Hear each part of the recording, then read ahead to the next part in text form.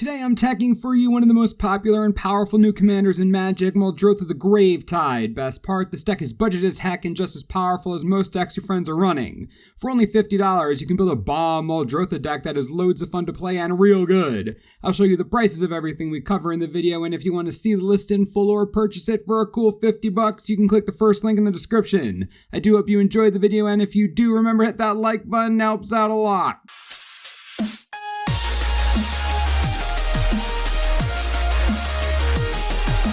Muldrotha the Gravetide is 6 mana for a 6/6, a legendary creature elemental avatar. During each of your turns, you may play up to one permanent card of each permanent type from your graveyard. This ability is insane. For this deck, this means that we'll be able to play creatures, artifacts, enchantments, and lands from our graveyard. Everything that's dead is never truly dead. Since there's infinite replayability, let's start with permanents that get themselves into the graveyard to be recast easily. Flashback Marauder, Merciless Executioner, and Playcrafter edict the board over and over again, sacrificing themselves while taking something way more important down with them, playing them just over and over again, so brutal. Then we have Knight Incarnate and Shriekmaw. Evoke them, they go straight to the graveyard and just do it again forever. What a boss mechanic with this deck, Evoke is so good.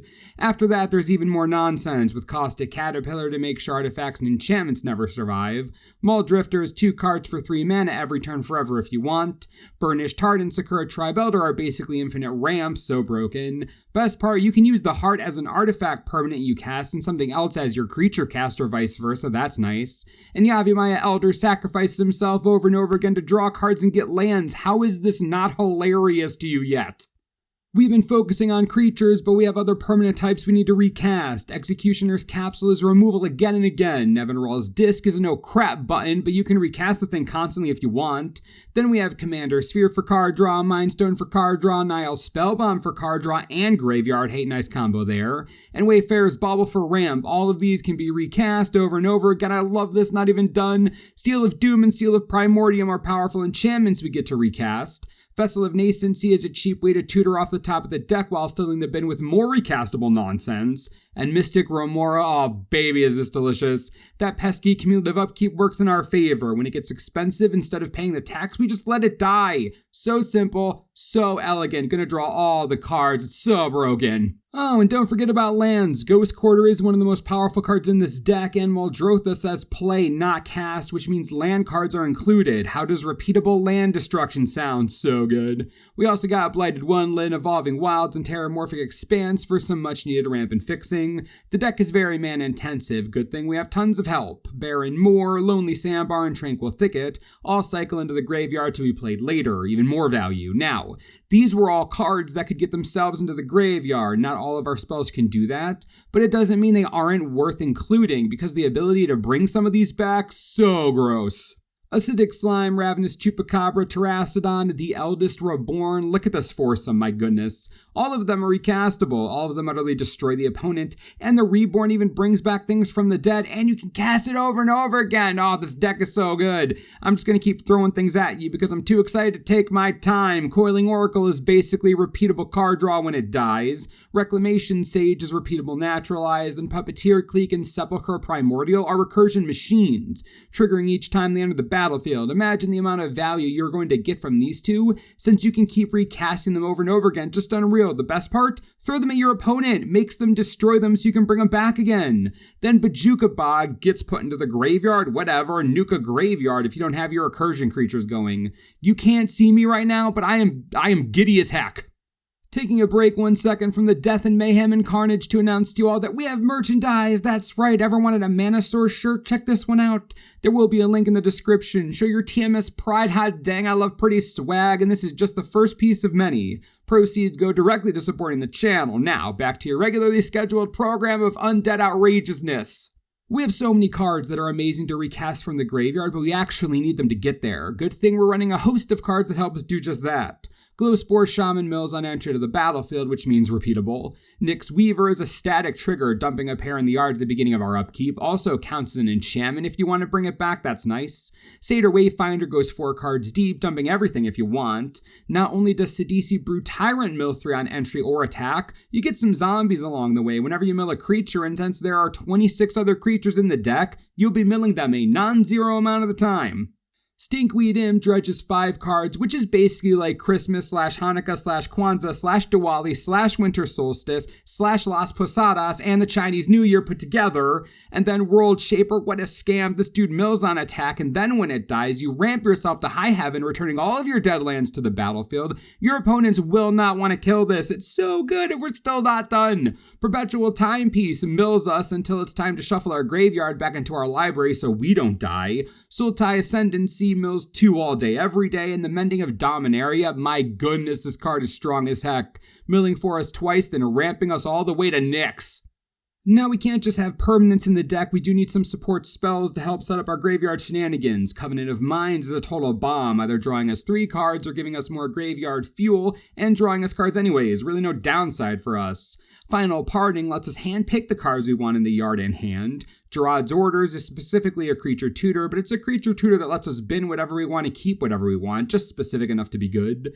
Notion Rain might not seem great, but Surveil 2 is just another self-mill mechanic, and drawing never hurt anyone. Then we have Windfall, which will hopefully help us discard a full hand to the yard. Factor Fiction is especially hilarious because no one will have any idea what to put in which pile. Either way, we have access to everything. Hand, graveyard, basically the same thing. Then Grizzly Salvage is so funny. It says you may put a card into your hand, but I mean, do you really need to? You can bin 5 cards for 2 mana at instant speed. Now that's what I call grave value.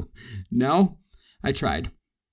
Since we're running so much graveyard craziness, we might as well synergize with it, right? Izoni Thousand-Eyed is a spicy new addition to the deck, almost always bringing in a plethora of insects to sacrifice. Also, you can sacrifice creatures you want to recast. That's nice, tons of power there. Gerard Golgari Lichlord, basically the same thing. It's going to be giant thanks to its first buff. And then you can sacrifice whatever you want to recast with the second ability. Your opponent's losing life is just gravy on top of the undead sundae that is your life.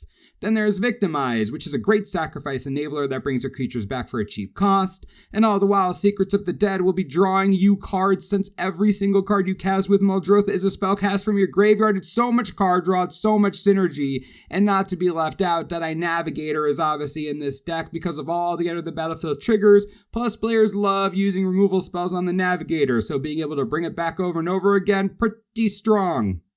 In addition to all the spice I've shown you so far, there's a hilarious couple cards left to talk about. Splendid Reclamation and Tatiova Benthic Druid. Now remember the Mending of Dominaria? These cards work so well together. Tatiova draws 1 billion cards, gains you a ton of life over the course of the game, and cards like the Mending and Splendid Reclamation make sure that you'll literally never need more mana. Honestly, think about all the self-milling you're doing. Splendid Reclamation brings back 10 to 15 lands most of the time, if not more. Your opponents could be on 5 or 6 lands and you're on 15 or 20. It isn't like normal ramp, it's better than normal ramp. These cards are absurd, play them, they are incredibly powerful.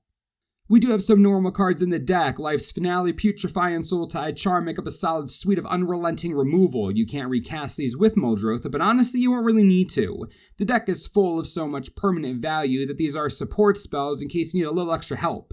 Then, oh boy, Villainous Wealth. The reason this card's in the deck is because of just how many lands you'll have on the battlefield before everyone else. We just spoke about Reclamation and the Mending. Cards like that, in addition to Burnish Heart, Sakura Tribelder, and the like, will give you so much mana so quickly you just have to take advantage. Villainous Wealth is taking advantage. Casting this for 10 on turn 5 or 6, it's beyond painful. It takes over a game. It brings you back from the point of defeat. Villainous Wealth in this deck, absolutely downright fundamentally redonkulous. We've got some normal ramp and fixing in the form of Cultivate, Simic Signet, Golgari Signet, Dimir Signet, and Soul Ring. Pretty standard stuff, and if any of them get destroyed, Muldrotha can bring them back, which is really nice. Same for Lightning Greaves and Swiftfoot Boots. They're both included because this deck relies on keeping Muldrotha alive once in a while. Pretty easy includes. After that, so much more fixing in the land base thanks to how easy it is to recur lands. Command Tower, Exotic Orchard, Temple of the False God, and Opulent Palace are the best fixing and ramp we have access to. We're also running the trio of on-color bounce lands, Aqueduct, Rot Farm, and Growth Chamber.